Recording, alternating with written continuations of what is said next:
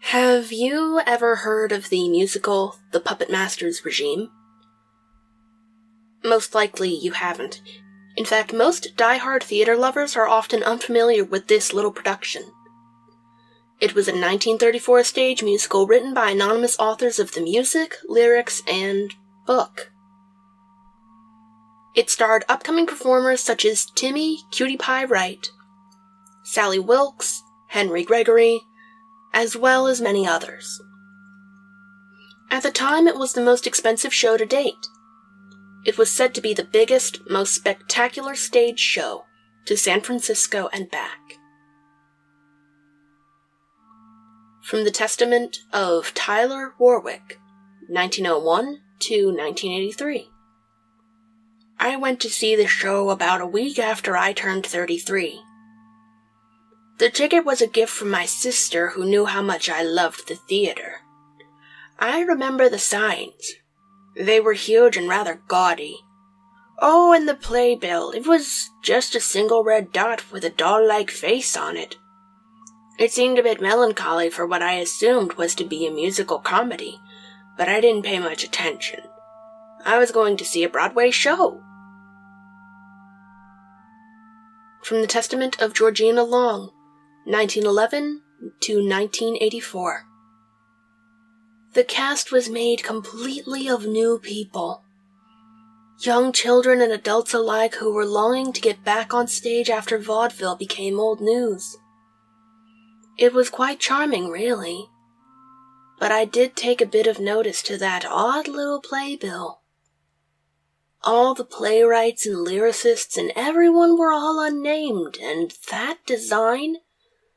It was a little red drop with a peculiar little face on it. Not even a title. Just that little red dot. I had come to New York with my parents on an impromptu vacation after my grandmother had died. A Broadway musical seemed just like what we needed. From the Testament of Carl Hannigan, 1920 to 1993. I do recall most of the first act. Then again, who couldn't? The story was a little hard to follow at first. There was a little boy who lived in a puppet shop, or maybe he lived down the street. No, he worked in the puppet shop, but he was homeless, so they provided him with a home there. The kid's name was Morty... something weird. Oh, yes. It was Moriatum. No, Moriator. Moriator, that's it, yes. Anyway, Moriator's employer was this old man named Mr. Obcassor. I remember his name because his character was unimaginably unsettling. Bouncing all around and getting angry, and the little boy all while keeping this nasally, gigglish voice anyhow. As the production opened, Moriator and the odd fellow getting into an argument over the boy not doing his work. Then the two of them sang this, peculiar little number about puppets. It wasn't a normal song, or at least the musicality wasn't normal. The lyrics were very enchanting, and the music did this odd flowing thing about the room. Instruments would get very quiet without losing any power to it.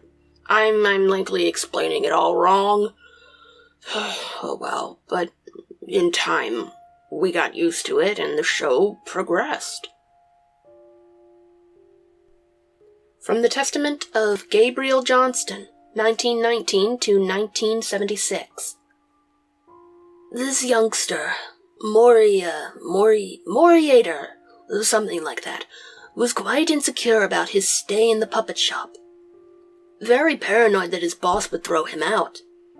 I was an aspiring lyricist at the time, and I'd done the lyrics to a few original community theater projects, so I was fascinated with the wording in these songs.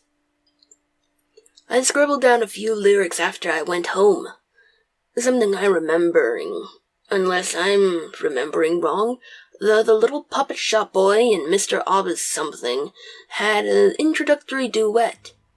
And then Moriater went off and had a short lament in a different, much more somber tune. If I stay and do everything right, I can live in the day and stay clear of the night. Out there in the night, in the dark, there's a world of wise, I don't know, maybe he said lies. I can hear them whisper, and sometimes I can see their eyes. The eyes comment confused me for a moment, but then I remembered that he was meaning the stars. It seemed as though the number was unnecessarily tragic and poorly situated within the show, but it was a minor quibble. Now, Moriater had a girlfriend named Trahant and a boyfriend named Adelbit.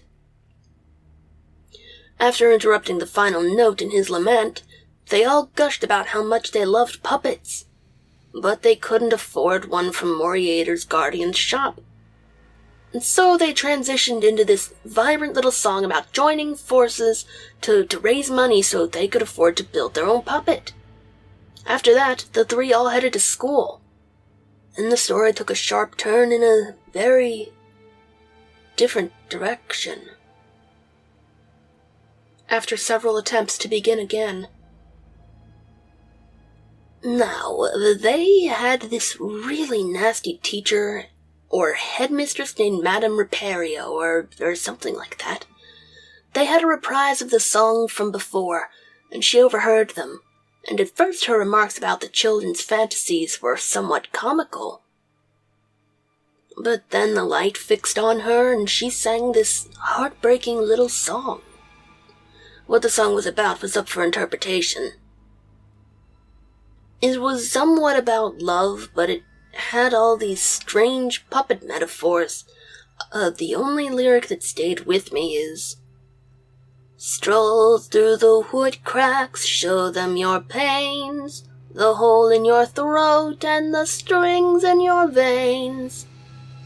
And then she went on this little breakdown. I assumed it was a poorly conceived character trait. She started singing off-key and went to beat one of the kids. The curtain fell, and there was a scuffle heard on stage, people whispering to each other. But a rising new orchestra piece silenced us. The curtain rose again, and we were right outside the puppet shop. From the Testament of Lewis Roberts, 1905 to 1967. The Moriater and his friends went into town and sang a song about selling dolls, I think. I think that was it. Because the little girl made dolls in her spare time and she had to sell them. I remember those strange background characters. The company was absolutely monotonous. Ugh. They all wore some form of dark clothing, and each of them were very, very tall. I can remember how they all had their faces covered up by hair or hats or veils. None of them spoke. None of them even sang during the course of the show. They just walked in perfectly straight lines, as if they weren't even part of the production. Anyways, this strange song about buying dolls, it had absolutely no life. But for some reason, these children were putting their all into it. I could see the pain in their faces as they hit those high notes. And something else. As the lyrics went on, they seemed to get a little... it is so hard to explain. They all looked like they were hurting a little. They looked so pale and nervous all of a sudden. Coming from a stage family, I convinced myself it was only stage fright. But it still made me just a tiny bit anxious. From the Testament of Carrie Laurie, 1921 to 1995. The kids all got their money from this strange man in cloak who sang a simple little tune. I still remember the lyrics. Despite the fall of rain, little kids Everyone needs a little song. Wooden dolls give you pain, little kitties. Go on, little kitties, run along. His character was never really explained, but I remember how truly gripping the melody was. It was so haunting. It got you right there in the gut, you know? Even the little kid actors seemed a bit unsettled by the new turn of the show. They all kept stuttering over their lines as they spoke and sang, and then a light bulb went out over the stage. Everyone kind of gasped, and one man I think even laughed. The noise he made really spoke to the little girl. Little Miss what's her name, and all the names were, I don't know, so strange. All I know is that the light bulb had gone out, and the actors were stumbling across the stage, and the whole thing just looked like a terrible flop. When the children re-entered the puppet shop, they presented Mr. Obkisser with the puppet pieces they'd acquired when the audience wasn't looking, singing a braggedy sort of chant. We done, diddy done it. It was obnoxious, but thankfully brief. After that, the light fixed on Morieta, and he began another tune. This song was a dud, and all I remember was that he flubbed the last line. I don't know. The lyric had something to do with the final stroke of light, or some sort of long-winded moon-based metaphor. All I know is that he forgot the words, and all that could be heard in that theater was the sound of car horns outside the building. The boy, he didn't seem shocked or embarrassed or nothing, but his posture improved out of the blue, and the orchestra stopped. He projected half the word sorry, then suddenly he burst forth in this weird, wordless vocalization. The music resumed, and the other characters began to join him. From the Testament of Marcus Edger, 1918 to 1968. So after the bulb went out, the whole set started falling apart. We, the audience, tried our best to ignore it, but it was near impossible. I saw two sets of very angry attendees get up and leave. The set piece for the puppet shop screeched its way onto the stage, and we could see in the far back the paper sky background falling down. The lights went dim in what we assumed was an attempt to hide the malfunctioning set pieces. The kids, with the help of an oddly monotonous Mr. Obkisser, constructed the puppet, and this strange song played. To this day, I don't know what they were saying. It sounded vaguely like Latin, but I went on to study Latin in college the next year, and found that guess to come out flat. I remember how it enchanted me, though. It enchanted all of us. We all began to feel this thing course through us. I remember people around us were humming in an attempt to rid themselves of the sound, and I could hear people in the front rows crying out in what sounded like pain. The actors themselves sounded as though they were about to pass out at any moment.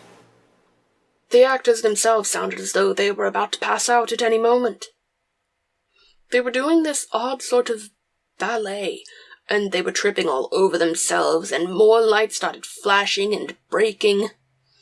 We all sat and waited for the song to end when...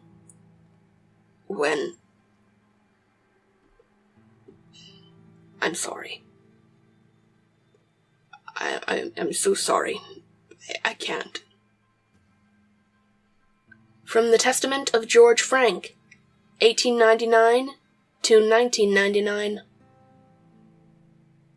The lights were going on and off at random, and then we were all praying the damn song would end soon. It had this force to it. It was sucking us in. We could all feel it. The little kids and the puppet man were dancing around when, well, the lights were going on and off at random, and we were all praying the damn song would end soon. It had this force to it. It was sucking us in. We could feel it. The little kids and the puppet, they were all dancing around when, you see, I really thought I could do it. I thought I could do it. I was right there in the 5th row, so I saw, but I can't. From the Testament of Carolyn Mark, 1901 to 1949. The lighting was completely out of control. It was a mess. And that song, it was awful. But something about it was powerful. It had a force. I watched intently as the dancers began to skip around and I thought they were the lights. The actual events of the final scene of Act 1 of the Puppetmaster's regime has been up for debate for many years. Not many people are willing to speak out about what happened on stage during those final moments. Many believe that there is no actual record of any interview with somebody who was willing to tell the story. This is not true, as one testament survives from a Billy Prescott, who was only 6 at the time of the show. At such a young age, one might assume he was less affected by what he recalls happening. I was just a kid, so I don't remember much. All I can vaguely recall is that song. It was giving me a headache. I turned to my father to ask him if we could leave when suddenly I saw the stage illuminate with this bright red light. The music stopped as one instrument after another died out, and I swear I heard a pounding underneath the stage. Everyone was questioning what was happening, even the actors. I remember that teacher lady being pushed through the door of the shop, and then everyone else came flying in from off stage, toppling on top of each other like a bunch of rag dolls. There were people there who didn't fit the design scheme of the production. Stagehands and technical workers, I assume now. I remember the little girl screaming at the audience, then ran behind the shopkeeper while the other actors continued singing. A few people started crying right there on the stage when suddenly this curtain came forward. It's hard to describe what it looked like. It was a clear plastic wall. It came down from above. Several years later, I saw Carrie the musical on Broadway during one of its few runs. That thing that came down on the prom goers when Carrie was using laser lights to kill everyone? It was like that. Just like that. A bunch of set pieces from earlier scenes came down on the sides of the stage, trapping all the actors in the center. Then, chaos erupted. The actors stopped singing and were pounding on the plastic wall. Then, for some reason, they began to back away. As if some unseen assailants were coming towards them, they fled to the back of the stage. All except for the little boy. The little boy who hadn't stopped singing. Then, amid all that screaming, crying, and shooting, the curtain flew out, and everything was in silence. Due to that odd abruptness, the audience thought it was just a horrible ending to a terrible musical. We were about to get up when suddenly the curtain opened up again, revealing the stationary plastic wall upon which was a single light, fixed on the little boy, Morieta. He had clawed his way through the plastic wall. We could see the blood on his hands, but the way he looked was...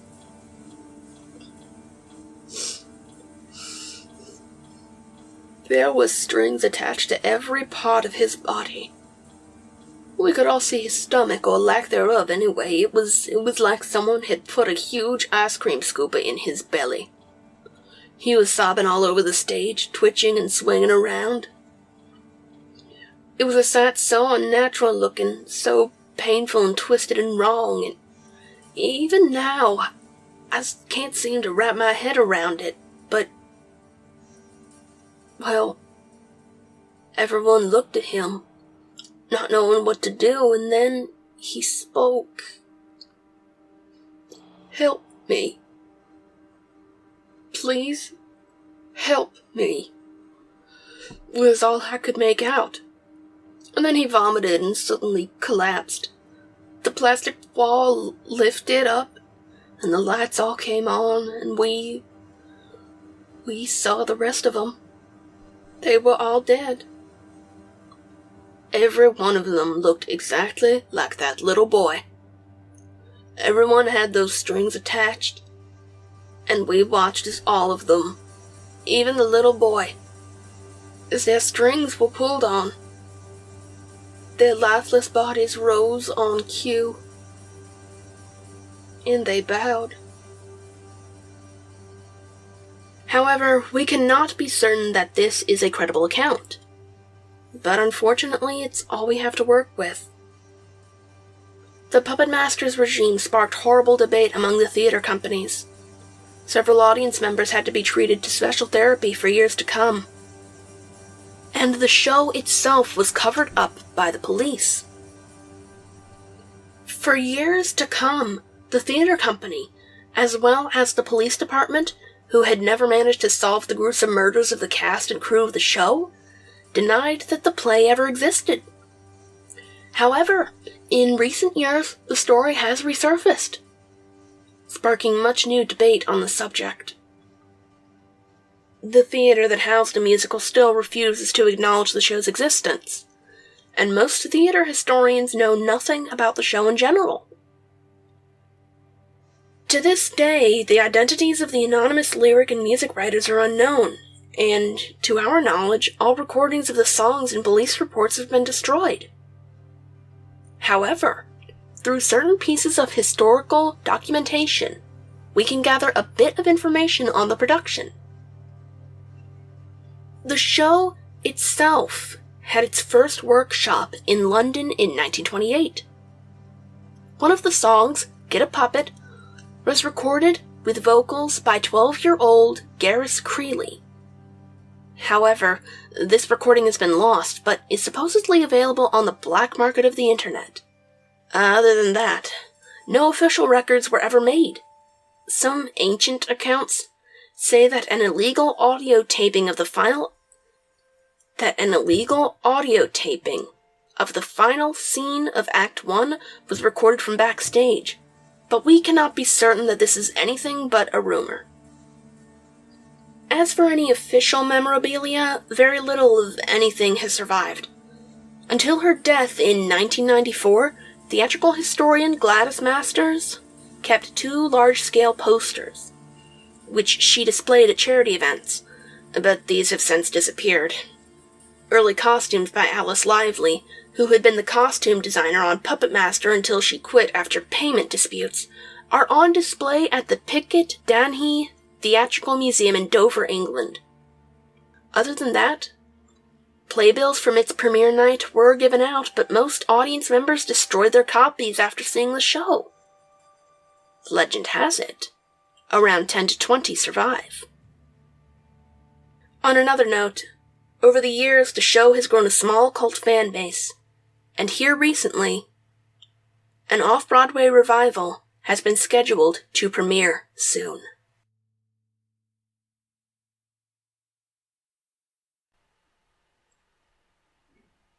When I last broached the topic of the 1934 musical, The Puppetmaster's Regime, my knowledge was apparently very limited. I had originally believed that all of the audience members who entered the theater on that fateful night were deceased. But I was incorrect. One lone audience member, Alice Corley James, who was 9 years old when her grandparents took her to see the show, lives in Connecticut with her grandchildren. I gathered this information after my long investigation as to the theater which housed the unfortunate events of 1934. I found myself on a wild goose chase after a long line of theater owners shoved me in different directions via emails or the rare private meeting. I was eventually given the home address of a little old man who shall go unnamed. This man had worked in several theaters over the past 50 years or so, and collected many, borrowed theater items. One of these items was a box labeled 34 Creeley Wright.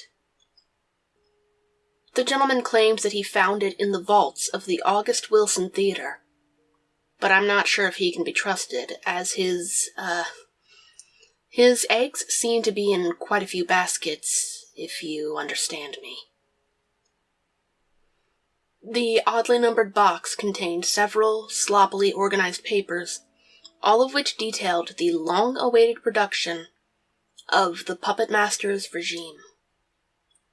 The most interesting of these files was a bulky folder that detailed the 1928 workshop in London, where the title of the show was originally Moriader's Friends, which was later changed to Moriader's Puppet. As music was refined, however, the title became The Puppet Dressed in Black, and was finally changed to Puppetmaster, which was the title they used during the actual staged readings. The folder also contained a partial script for the show, although many pages appeared to be missing.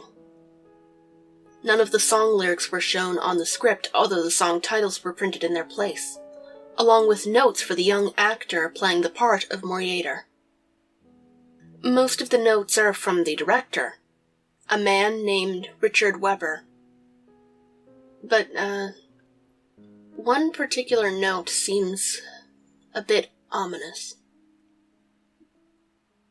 A little less vibrato in this one, Garrus. Make me proud. Make us both proud. Signed, Mr. Sheridan. This Mr. Sheridan never showed up on any of the other files. He may have been an unaccredited assistant director, but something about his handwriting didn't sit right with me.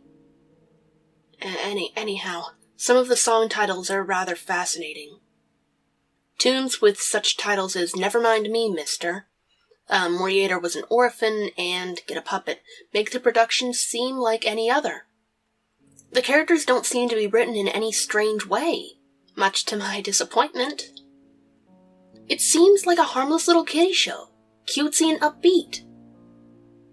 However, as the script progresses, the notes from this Mr. Sheridan become more evident, and his messages become increasingly disturbing.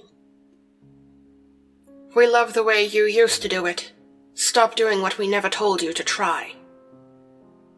Your cheeks puff at the end of this number, Garrus. I love it. He loves it. We both love it. They love it. Meet me backstage after the reading, Garrus. He has a gift for you. Meet us backstage again, Garrus. They love to look at you. Never leave us, Garrus. You're too important to Puppetmaster. After reading up to the scene where Moriader and his friends try to sell dolls, creatively titled the Doll Selling Song, I decided to stop reading and do a bit of research on Garrus Creeley. I was not prepared for the sickening results. Garrus Creeley was born on November 3rd, 1916. His mother had been a vaudeville stripteaser who lacked the funds necessary to support a child. As a result, he was taken in as a 3-year-old by a man whose last name was Sheridan. Sheridan's first name is recorded differently in many documents. Most people believe it to either be Carmichael or Charles. Sheridan was apparently a Coney Island architect who designed elaborate fun houses and carnival freak houses. He was also a private composer, having written many vaudeville numbers and Coney Island themes. Garrus Creeley Sheridan was a semi-popular vaudeville performer from 1921 to 1923, upon which he was removed from the Sheridan home after Garrus claimed to have been sexually abused by his adoptive father. Garrus was taken to live with Annabelle and Henry McGregor, a middle-class family living in Upper Manhattan. Annabelle and Henry, in an attempt to rid him of his childhood trauma, relocated to Worcester, England, with Henry McGregor's relatives. Coincidentally, Puppetmaster began rehearsals for the workshop a year after Garrus Creeley moved to England. The music and lyrics were still accredited with Anonymous. Now, one might assume that this is just another depressing backstory to a child performer from the early 1900s. But it gets worse. Sheridan, along with being an architect and composer, was also a great patron of child pornography. He was the leader of a small group of individuals who specialized in the production of such articles. What makes this even more revolting is that from 1921 to 1923, the years that Creeley was his legal son, Sheridan housed a child-centered burlesque theater/brothel underneath his estate. In 1924, he was placed in the Danvers State Lunatic Asylum in Massachusetts and escaped in 1926, a year before rehearsals began for Puppetmaster. Now, returning to the script for Puppetmaster, we actually have a tangible record for both the end of Act 1, as well as most of Act 2. The actual ending for Act 1, as it was written, was as such. Moriater and his friends design a puppet exactly like the one that Moriater has seen in his dreams. This was explained in a song entitled "The Puppet Dressed in Black," which I assume was cut in the Broadway production. The puppet then comes to life and calls upon his magical powers to send Moriater and his friends into a parallel universe. Act 2 begins with Moriater finding his friends, as well as Mr. Obkisser, to be asleep, dangling from puppet strings. The musical takes a more operatic theme, as we have 6 songs that are played one after the other, without a single interval of speech. The song titles being "Never Mind Me, Mr. Reprise," "I Can Hear Them Sing," "What Is This Place?" Moriater's Soliloquy, "Wooden Dolls," and "The Wind and the Whisperings." After this, Moriater is confronted by the odd man in black from the first act who, in a long monologue, explains Moriater's deep, passionate sexual longings. Moriater realizes his clandestine emotions in a song entitled "Beautiful Music," in which the man and Moriater apparently fall spontaneously in love. And right before they allude to the thought of intercourse, the puppet dressed in black appears, jealous of Moriater's affections. Moriater strips naked in front of the puppet, allowing for the wooden demon to seduce him. Moriater offers his soul in return for the puppet releasing the ones closest to him. When the children and Mr. Obkisser are returned, the puppet dressed in black and the old man reveal their sole motivations: to punish little children who repress the nature of their sexual responsibilities. They explain this in what would eventually become the show's title song, The Puppetmaster's Regime. Then, in a spout of randomness, the puppet's face turns bright red, and he shoves Morator onto a bed shaped like a hand, apparently raping him. In the epilogue, we see that Morator's friends have all been returned to the puppet shop, but none of them remember anything about him. As you would assume, the workshop didn't do well at all. Anybody with half a brain could understand why a musical about why children are obligated to have sex with adults and puppets wouldn't work now, let alone in 1928. It was met with such a terrible response that the authorities forced the workshop to shut down, classifying it as a child sex tourism. Gareth Creeley was temporarily removed from the McGregor household for their approval for allowing him to participate in the production, when in reality the cast members were contractually obligated to never speak about the show to anyone outside of the production. A week after Gareth returned to the McGregors, he was kidnapped from his bedroom. This all happened the day before his birthday. After 2 days, the authorities found Gareth at the theater that had been holding the workshops. He was found in the basement of the theater, tied to a bed, being violently raped by Sheridan. Sheridan, of course, was taken into police custody, where he died 2 days later of a lung infection. However, the most disturbing part about the crime scene was described by Officer James Cartwright. "We broke through the door, and we were all fumbling down the stairs.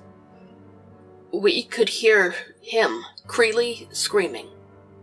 We charged into the basement and we saw puppets. Puppets everywhere, all of them made to look exactly like the little Creeley fella. There had been dozens of them all over the room. Some of them were neatly dressed like little dolls. Others didn't have any clothes on at all. It was so disgusting. I feel sick thinking about it." Along with the recorded 76 Gareth Creeley-esque puppets that were found underneath the theater, authorities also found several articles of the occult in Sheridan's makeshift apartment. He had, apparently, begun to worship an ancient god he called Podominus, a dark spirit who controlled all of life with invisible puppet strings. Most of the investigators believed that Sheridan had created this god himself using the surplus of insanity he had retained by the time of his death. They also found a 5,023-page novel that Sheridan had written over the course of the past 9 years, entitled Puppets. It was an extended manuscript version of Puppetmaster that was centered around the character of Morator Abunces, a character obviously based on Gareth Creeley. Following the events of Puppetmaster, the McGregors admitted Gareth Creeley to the West Riding Mental Hospital, now known as the High Roids Hospital, in order to repair his obvious mental damages. He was supervised by his adoptive uncle, Dr. Gregory McGregor, who personally documented his progression from 1928 to 1932, when he was released. Other than the folder containing information for the 1928 workshop, most of the documents present in the box 34 Creeley Wright are mass jumbles of different documents. Everything from vague police reports to scathing reviews of the workshop, and none of them are in any particular order. The only valuable document I've managed to find is a list containing the names of all the audience members who attended the 1934 Broadway premiere. Seeing as how Alice Corley James is still alive and was seated in the 4th row of the theater, I hope to contact her soon in order to continue my investigation.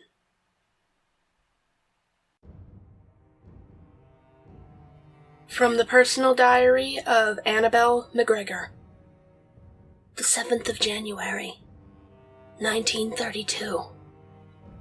Garrus came home today. He seems paler than he used to, much more quiet. I wish there was something I could do. I wish I could bring him back to us. But he's gone. I have to accept that. We all have to. As it turns out, the diary of Annabelle McGregor, Garrus Creeley's adoptive mother, for those of you who don't remember, was used in the writing of a 1998 psychological thesis by Catherine Jacobs entitled From Garrus to Hannah, a study as to the effects of child molestation. In this book, the author uses materials from various different child molestation trials to form an in-depth study on the resulting mental scars such experiences can produce in children. Annabelle's entries themselves aren't that relevant, often repeating the same things over and over, but they do form a cohesive thread between two big events in Garrus Creeley's life: his release from the West Riding Mental Hospital and his journey back to America. According to Annabelle McGregor, 19-year-old Garrus Creeley left his parents a week after returning to them, going off to work in a shoe factory. After being fired for inability to follow proper safety instruction, he worked as an assistant ballet instructor in London.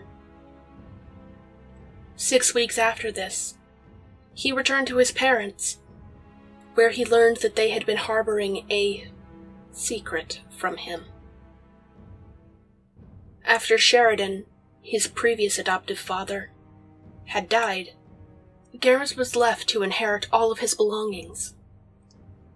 This included the expansive novel, Puppets, and the script and score for Puppetmaster, the musical version of the same novel.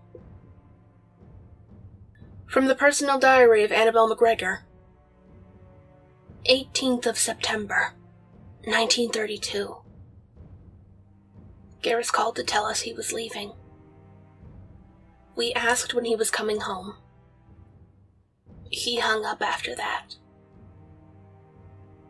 It's been 4 days, and I'm beginning to believe that I won't see him ever again. Not much is known about Garrus Creeley after that. The next existing record of him is in a financial statement in 1933, concerning an inquiry for a choreographer for the Puppetmaster's regime. It would appear that Garrus was continuing his adoptive father's work. Why on earth Garrus Creeley would drop everything in his life to continue the work of his childhood rapist is beyond all logical comprehension. One reason could be that he wanted to understand his father more. He was, after all, Sheridan's son. Perhaps he understood how much Puppetmaster had meant to him, and had devoted himself to polishing up the production. In Catherine Jacobs' book, she details a great many examples of this. In the letter from Garrus to the aforementioned choreographer, he writes, "I hope to enliven the production with a bit of playful mystery, such as the essence of the original novel format. I don't have the complete manuscript for Puppets, though Catherine Jacobs apparently does own a small snippet of about 200 pages, and God only knows how she acquired this. She lists a total of 17 excerpts in her book. From what I've read, the prose of Puppets is very difficult to comprehend. One might assume that Sheridan hadn't ever stopped writing it, and had never revised it. The story itself follows the main character, Moriator Abunces, as he goes off on an adventure to explore his own sexual agenda upon the request of a puppet that he meets in a dream. to get a feel for the odd, flowery nature of the writing. Here's an excerpt. The puppet was as black as night upon the cold winter eves of Lammastide. Light and airy, yet weak and bitterly sharp. Upon sensing the figure's wooden presence, he scattered himself about the room, unable to find a proper door or window to relieve his urge to escape the angry monstrosity. His eyes danced along the riverway of contempt, stealing glances of the form that beckoned for him to remain motionless. Defeated, he rested himself within his own terror, bending as he slipped into his remorse and fear. I have nothing to work on but the vague points provided by Miss Jacobs for this assumption, but I gather that Garrus used his inheritance to fund the production of the Puppetmaster's regime. In the box, 34 Creeley Right, I found a small folder full of production notes from Garrus that I had glossed over in my previous search.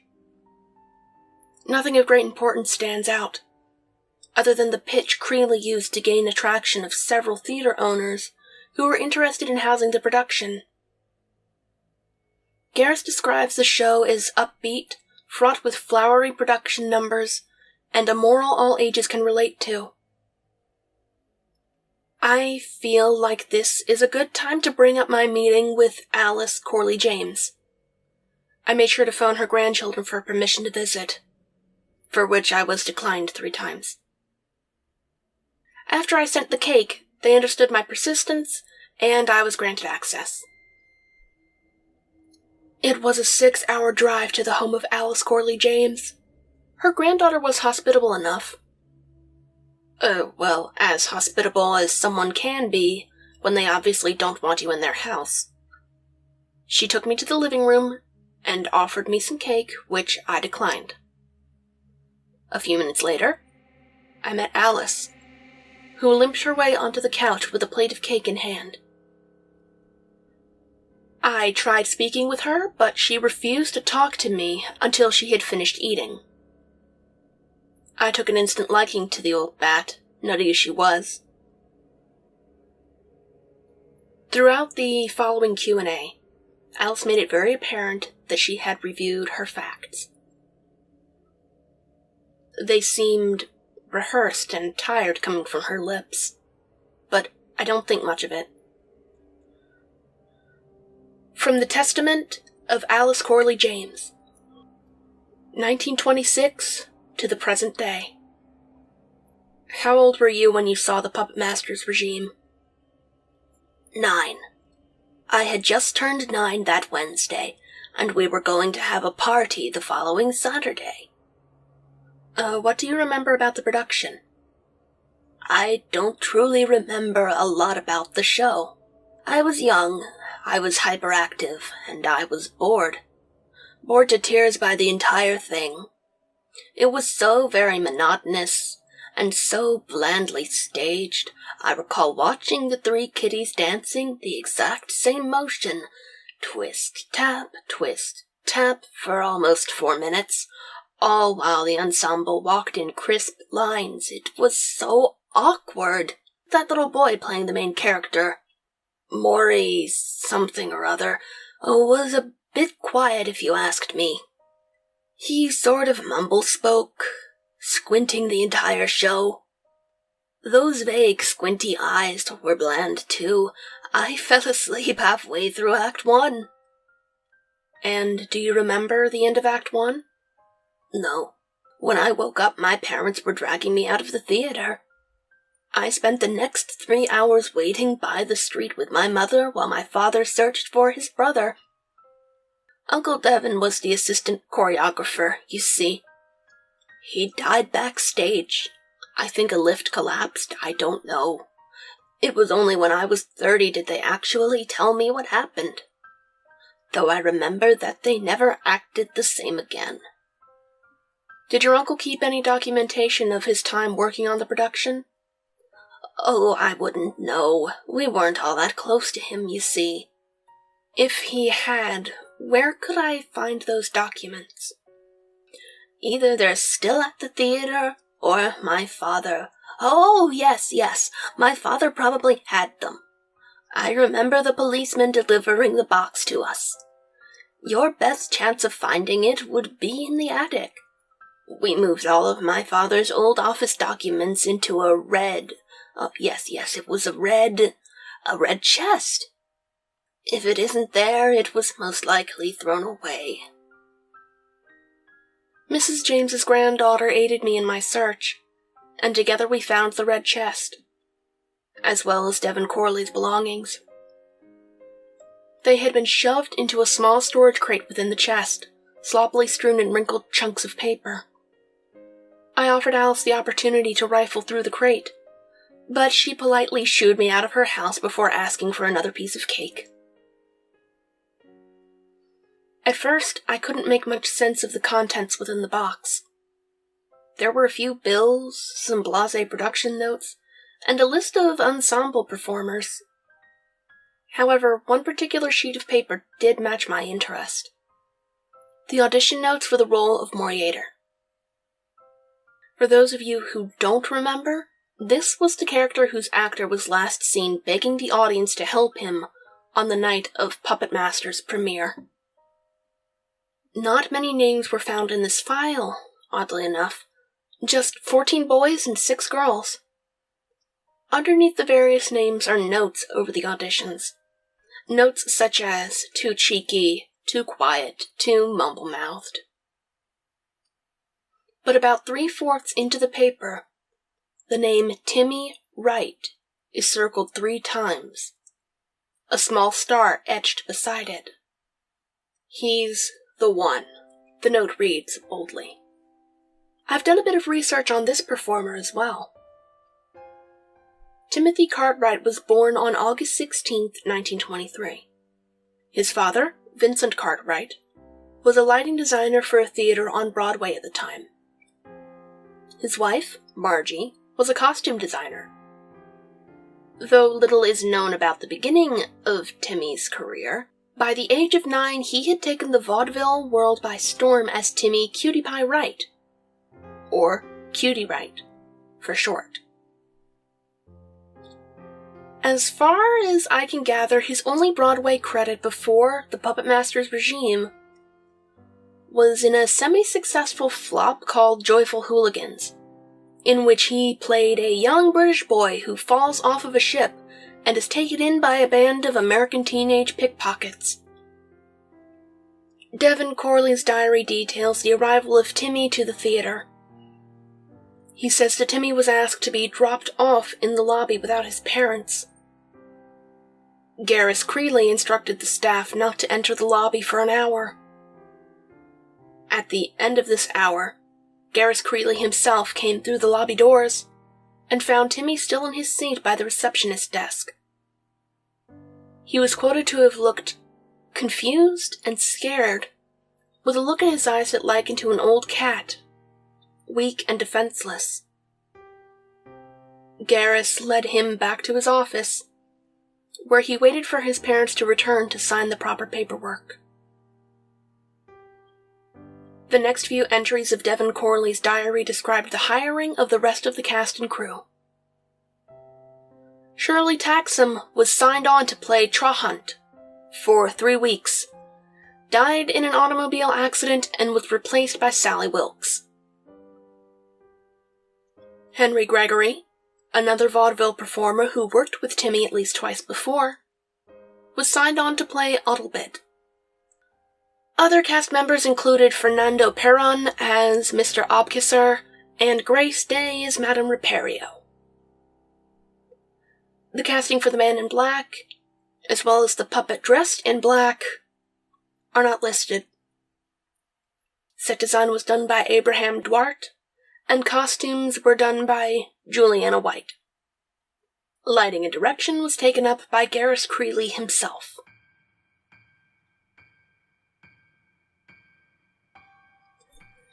For the first 2 weeks of production, Devon Corley's description of Creeley doesn't seem too interesting. A bit eccentric and a bit of a perfectionist, but he's also described as jolly and surreal, like the Santa impersonators you see at the department stores.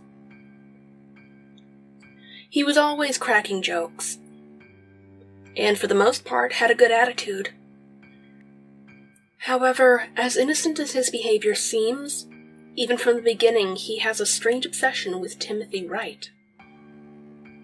Corley details an instance where Timmy was clearly getting the choreography wrong, and yet Garrus berates the other children for messing him up.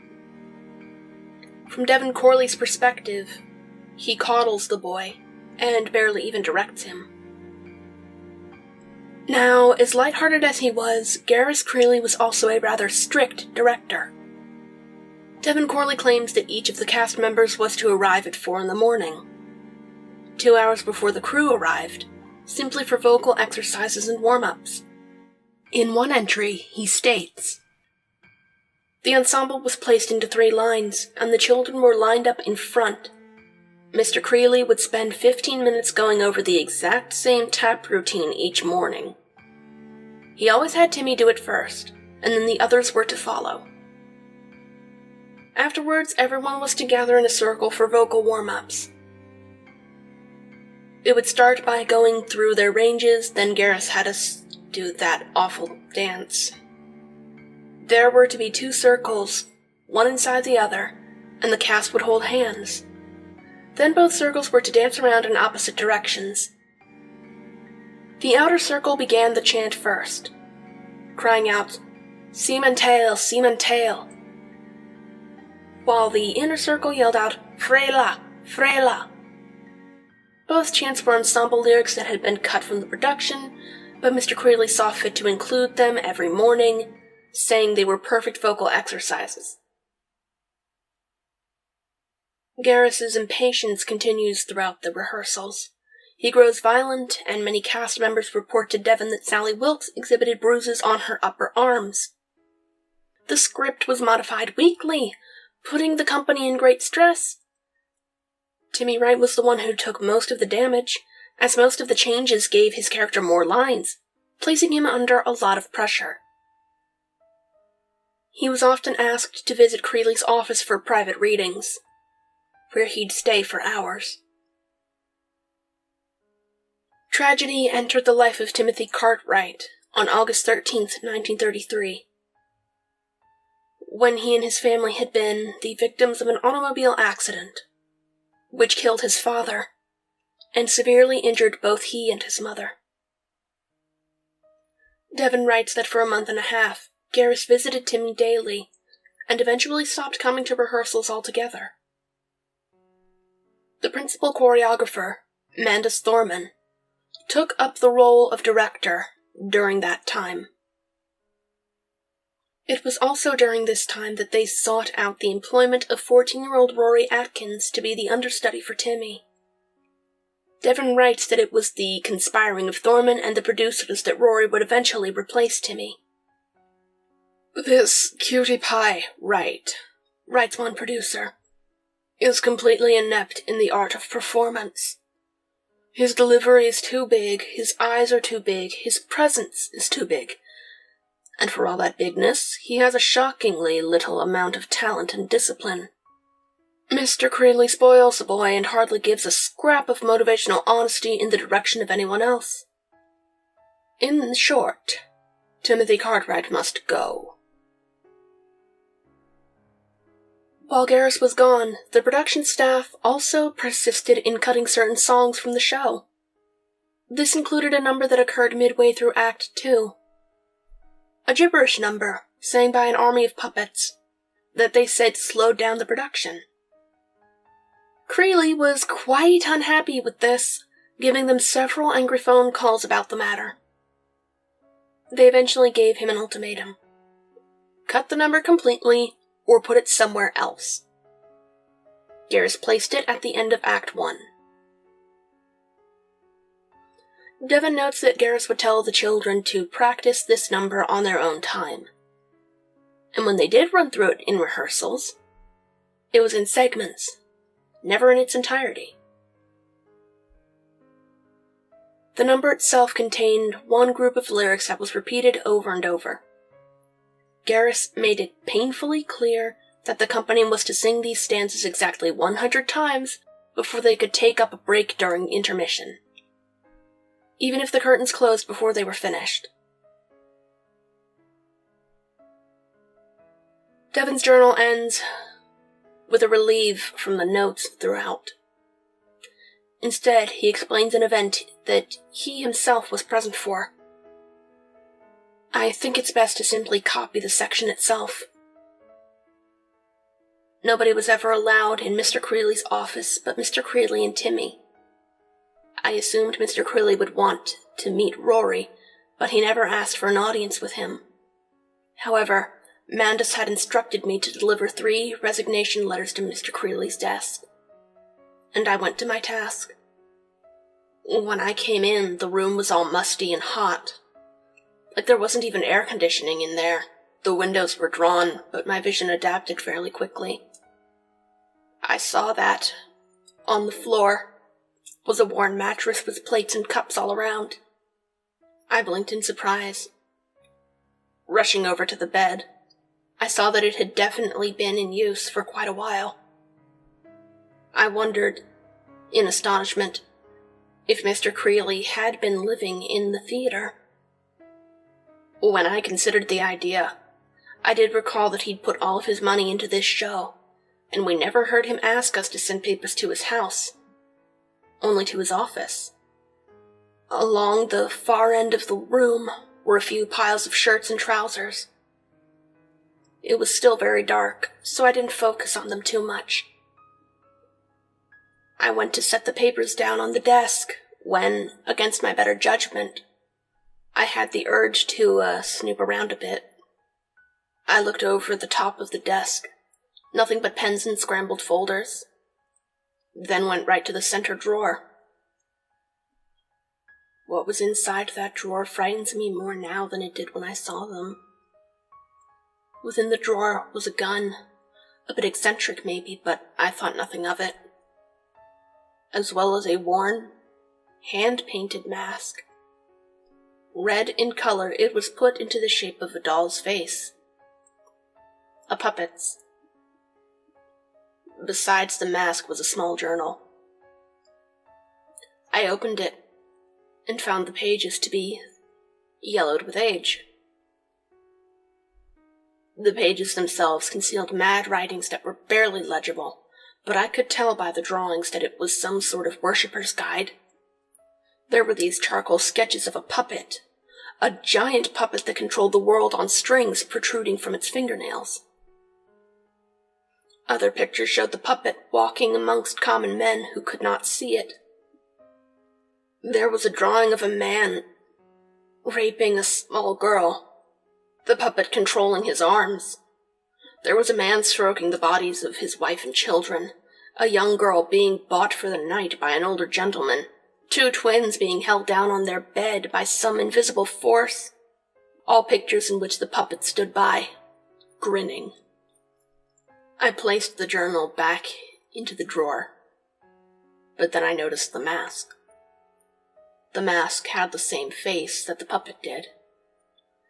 An insane grin, wide eyes, puffy cheeks.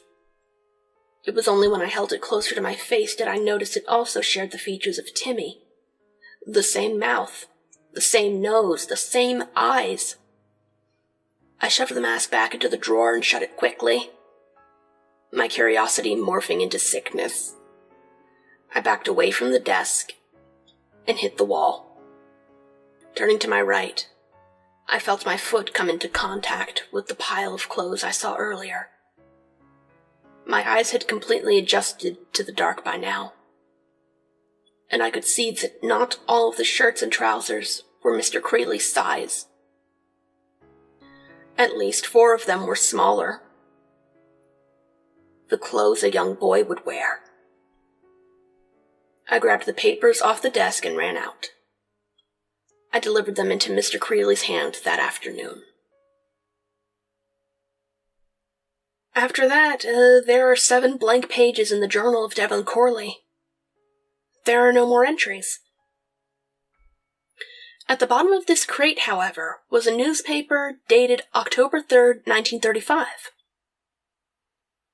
The headline reads, "Flower Shop Vandal Strikes Again," and on the third page is a small section dedicated to the, disaster that occurred at the August Wilson Theater on October 1st. Oddly enough, the article doesn't mention the Puppetmaster's regime by name more than once, but it focuses on the aftermath.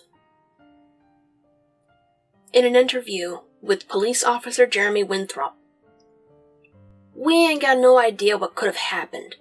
We got a call from Medina down the street talking about some riot going down at the August Wilson. We came to find a bunch of theater goers crying and begging for help. They just kept saying, 'They're dead, they're dead, they're really dead.' We went inside, but we didn't find nothing." You see, 67 attendants of that 1935 showing went missing. 98, if you count the theater company, whose bodies were never recovered from the stage, though many testified to have seen them die. Others claimed to have seen people collapsing in the aisles. When police investigated the theater, they saw that one of the lifts backstage had collapsed. But there were no traces of anyone there. The only body recovered was that of Garris Creeley. He had been found in his office, a bullet in his head. Other than that, nothing. No blood, no struggles. Those 98 people were never seen again. After that, there's nothing left in the crate but barely visible photos of cast members and fabric samples for costumes. At this point, my investigation to the Puppetmaster's regime ended. Or, at least, the historical investigation. Do you remember the revival of Puppetmaster I mentioned in my first entry?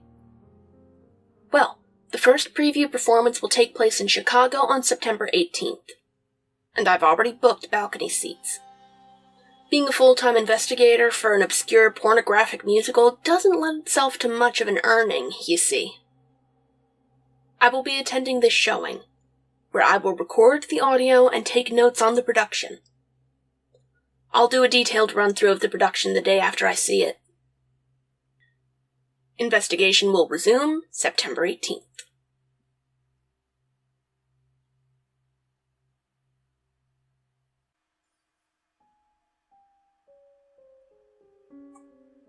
Alright. I never got around to posting the previous investigation. I know, it was irresponsible, but during my wait for Puppetmaster, I started actually paying attention to my college courses, and I never really had time to revise my first draft.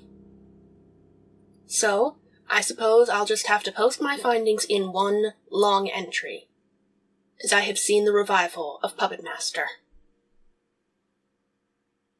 The experience was odd. It's hard to remember the things that went wrong unless I run through the entire thing in my head. It's easier to write about the first act in that way, I guess. I know that doesn't really make sense when you put it into words, but it's hard to explain. Okay, enough of my cryptic build-up. I arrived in Chicago last week, where I stayed with friends for a few days. We had fun catching up, but I never took my mind off of the Puppetmaster's regime. The theater that housed the production was rather obscure, located a few miles out from the main city. None of the news articles I've read post-preview have mentioned the name of the theater, so I can only imagine they don't want the publicity. Upon entering the theater, I was given a playbill by a cheery man in a suit, an older gentleman with a weak smile on his face. The playbill itself showed the white silhouette of a young boy, several puppet strings attached to a scribbly red and black heart that hung within his chest. There were white dollies hanging all around him. I remember thinking it was odd that the preview playbill would be in color, as those aren't usually printed until the show starts making money. Anyhow, I made it to my seat and began to read through the playbill itself. I didn't care much about the names of the cast members, though I do recall seeing the picture for the boy playing the part of Moriator. A 14-year-old named Milton Holliday. The show opened to a long, plodding overture, played mostly with piano, with these odd whistles being played through the speakers all around the theater. After about 5 minutes, the music changed to a more bouncy, light-hearted tune, and the curtain came up. The stage was empty, nothing but the projected backdrop of the village square, with these odd clouds floating above. About 10 children in 18th century German clothing skipped on stage, playing with balloons and dolls. As the music progressed, a small mechanical horse wheeled itself on stage. The lights dimmed, and the children stopped. The horse dragged along a cart, upon which a small, curtained puppet box faced the audience. As the cart came to a stop, a large puppet in a black robe flew out from behind the curtain. The children screamed and backed away. Then the puppet spoke. "Good day, little ones. What a wondrous day for a bout of play, isn't it? Now don't you be frightened, sweetlings. The puppet dressed in black has a tale to weave, and someone has to hear it. Why, even if a story isn't terribly uplifting, it's the relevance of the story that matters, isn't it? Now gather my popinjays, for this story, I'm afraid, requires the keen ears of a curious child, for only the innocent can see things simply, without the distractions of growth." The children looked at each other, then slowly began to gather around the cart. Once they were all seated, the puppet let out a chilling laugh. "Oh, that's the spirit, kiddies," he sing-spoke. "Now, this is a story about many things. About love and hate. About dark and light. About the difference between right and wrong, and the difference between wrong and right. But at the core, this is a story about a little boy named Moriator." And with that, the light on the cart fades away, and a light fades in on a small boy holding a broom, smiling proudly. Moriator. The rest of the prologue is rather bland, and I can't remember or decipher the audio to much of the exposition. The puppet, Moriator, and Mr. Obkisser share a song. We learn that Moriator was an orphan who Mr. Obkisser found on the side of the street 5 years ago, and has since put him to work in his puppet shop. The costumes from this point seem much less historically accurate from the opening scene. Everyone's costumes seem faded and bland in color scheme, but each of the outfits were ridiculously frilly and layered. Some of the story's exposition has changed.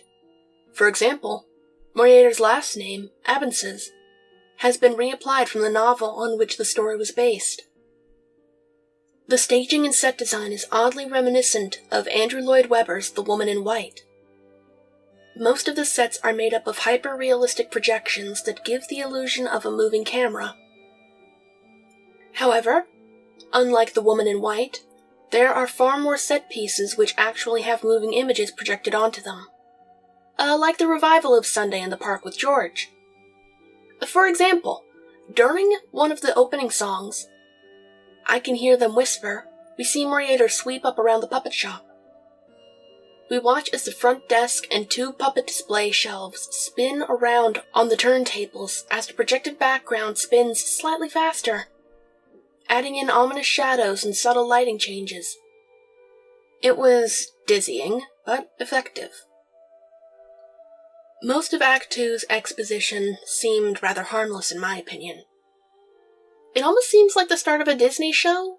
However, I did find my inner critic rolling their eyes at some of the puerile lyrics. My personal favorites being, "He pretended he was crying, though they told me he was lying," and "He was a sickly boy, knowing not of joy." However, upon comparing the new version to what I've heard about the other two, there are some significant changes to the show. For example, the character of Madame Repario has been cut completely. After the cutesy song, Get a Puppet, we are taken to the center of the village. Here, we have one of the songs that had been cut in previous versions entitled Whittletine, in which the villagers celebrate a holiday of the same name. This celebration focuses on villagers dancing around with puppets and dolls made out of random objects, such as twigs, scraps of clothing, and corn stalks. The music is charming, kind of like a folk song, although the lyrics don't seem to make much sense. Dancing as we pither through the withering and woe, evermore aligned along the ever-growing row, eyes without a trace of tones or livelihood, and so rise and rejoice for a Whittletine song, and the willows will wander all Whittletine long. Here the song where the children sell dolls is used as a bridge in the Whittletine sequence. Another change is the rearranging of The Wind and the Whisperings, a song that was originally played in Act 2. In this new version, it is sung monotonously by a group of black-clad people mourning the loss of a young girl, a rape victim. The sequence itself is so strange. Around 8 people walk on stage, 4 of them carrying a small open coffin. The lighting goes from yellow-orange to blue, and the chorus drones on for about 8 minutes as they somewhat explain how the girl died. The wind was her muse for play, and she pranced along the river way. She slipped along the sides of the weeping willow's hairs, and she danced along the river way with nary a remorse. The whisperings from far away, calling out for her to stay. She stayed there with the wind and the whisperings of yore, and she danced with him until he saw fit to take her source. Again, this uncomfortable ensemble song goes on for about 8 minutes. From what I could assume, the little girl had been playing along the river when a man asked her to stay with him until nighttime, where he raped her and tried to drown her before a policeman stopped him right as the girl perished. Other than that, most of Act 1 seemed the same as other versions. Given, there is a small bit where a girl with a puppet mysteriously appears and disappears while Moriator sweeps up the shop, and a really random scene right before the finale where Mr. Obkisser sings about the hardships of raising Moriator. A song reworked from the same song Madame Repario sang in 1934. The finale song itself, which so many people had claimed held some sort of force to it in the 1934 production, didn't seem all that powerful. Though this may be due to a rewrite. The 1934 version was said to be significantly longer than the 1928 workshop, at around 12 minutes of non-stop gibberish lyrics.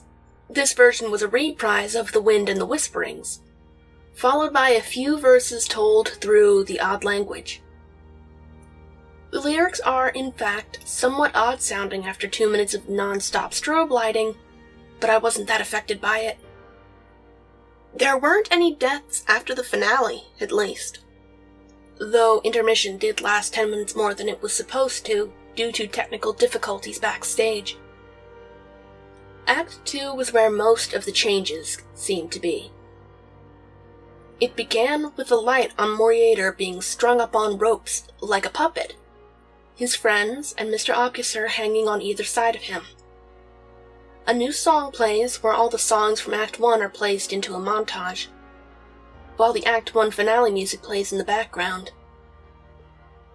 Just as the music shifts to the pounding Whittletine music, Moriator awakens. Remember when I mentioned that Act 2 was mostly made up of a bunch of songs played one after the other for no apparent reason? Most of that has been cut. The only two songs from that long, drawn-out sequence are What Is This Place? And Moriator's Soliloquy, which has been renamed to Moriator Confronts the Puppet, and has been changed to a duet sequence. The lyrics have been improved as well, whereas the 1934 show had lyrics such as, "What is this place? What are you aiming? This isn't well, sir. Why are we gaming? This isn't a game." The improved lyrics are, "What is this place? What am I dreaming? This isn't real, no, nor what it is seeming. It's all a dream." Still a bit clunky, but at least they make sense now. The particular scenes I listed before involve a panicking Moriator confronting the puppet dressed in black, who explains that Moriator's soul once belonged to a child rapist, and that he died before the puppet could punish him. This is where the set designs became a bit odd. There were several floor-to-ceiling rolling metal dollies, which would constantly roll about on stage as if to symbolize Moriator walking somewhere. The backdrop went red, and there were projections of puppets flinging the corpses of children along the walls. To say that was unsettling would be an understatement. After this, the story progresses in a similar manner as the 1928 workshop, but with a different twist.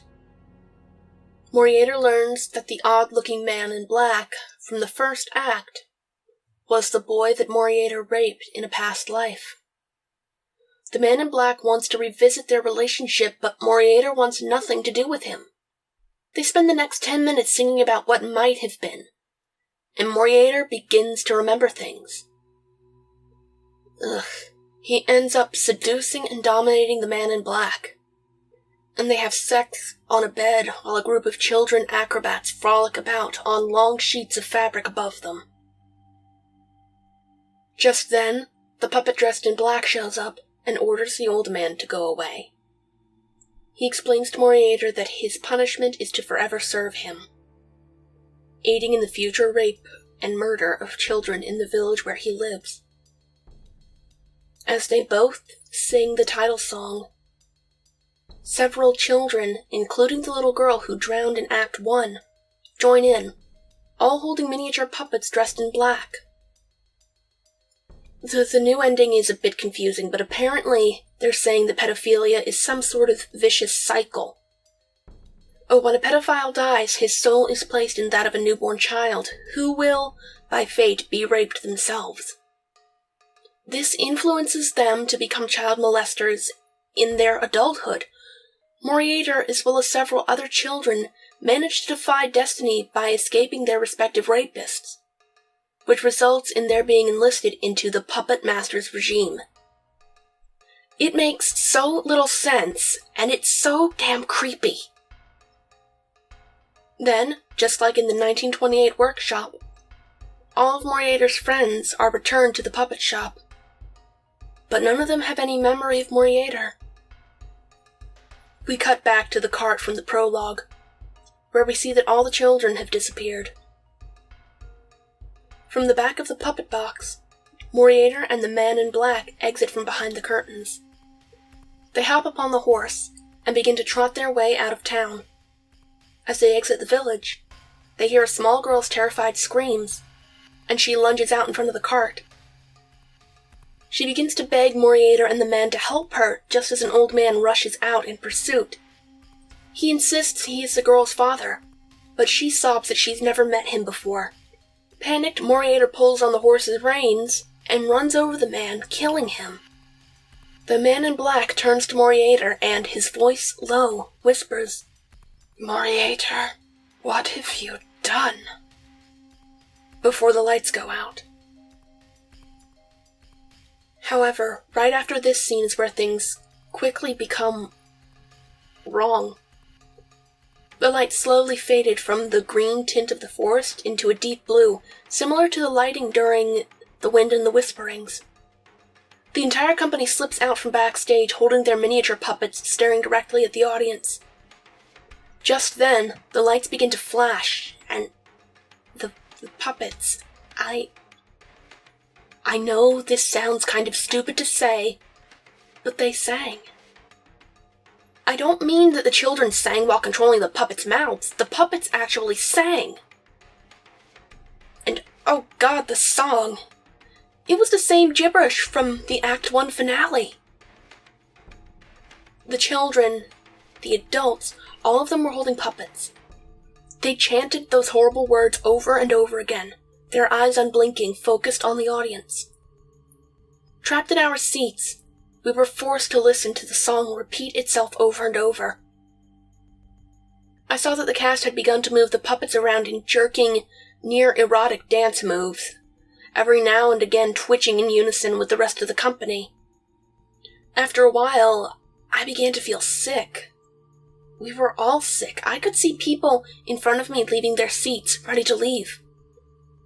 I tried tuning the chants out, but that only seemed to make them worse. The music pounded within me, causing me to jerk about with each pounding drum. As I lurched back in my seat, I realized something. The pounding within me wasn't from the orchestra. It was from beneath me. For a moment, I could see that everyone else could see it too. For a faint moment, we could feel the ground beneath us quake, along with the chants. I looked up to see if the cast had noticed, but then I saw the puppets. They were still dancing and moving within the performers' grasps, but the performers themselves were not moving their arms. And then, for a moment, we all found relief. From backstage, several crew members rushed onto the stage, pushing several actors away in the process. One of them screamed out, "Fire! Shit!" And then the chaos began. From above the stage, all the lights began to shoot off. The projections behind the actors flickered briefly before shutting off entirely. The company screamed, as did the audience. In a flash of fire and sparks, the actors began to leap off the stage, and we all began to pile out the door. I still had a headache. I could still hear the pounding. The fire department arrived shortly after the theater was evacuated. About 10 minutes before the trucks arrived, we heard the back of the theater collapse. I've since checked the articles online, and 60+ attendants of that show, 9 of them being the cast and crew, have gone missing. As it turned out, most of the people who didn't leave the parking lot were either helping out, like me, or were too shaken up to drive. When I finally began walking towards my car, a gurney was wheeled right past me. The man I saw laying there, unconscious and hooked up to an oxygen tank, was the same man that handed me the playbill. I drove back to my friend's apartment and went straight to bed. Even in my sleep, I could still hear the pounding. By morning, my headache had stopped, but the memory of the night before still lingered. I went to my computer straight away to upload the audio I had recorded. My camera tends to divide long videos into smaller ones, and I immediately deleted the last video. Nobody ever needed to hear that, especially not me. I listened through the recording again, making notes in word processor as I went along. I found myself humming some of the more bouncy tunes, and the pounding slowly faded away. My fear of the show had lessened. The idea of supernatural forces destroying the theater seemed far too ridiculous for me to take seriously, and I brushed my fear aside. Once that was done, I went to work scanning the playbill.